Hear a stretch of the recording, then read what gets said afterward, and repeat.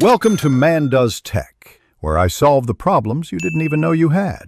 You start by validating the essentials: your license key, the account email, and the order number. Once those are confirmed, make sure your system meets minimums: right OS build, at least 1 GB free disk, and a stable internet connection of 3 Mbps or more. Next, disable VPN or firewall briefly and launch the installer as administrator. This prevents blocked activation endpoints.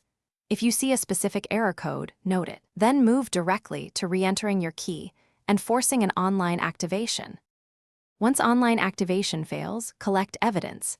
Enable verbose logs and save the capture to your desktop, because logs tell you whether it's DNS, certificate, or credential related.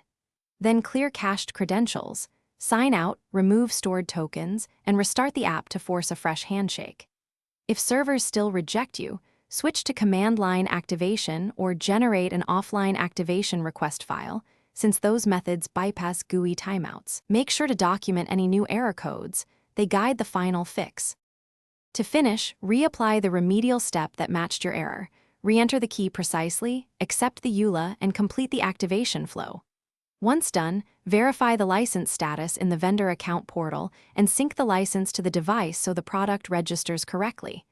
If activation still fails, gather logs, error codes, and system info and contact support.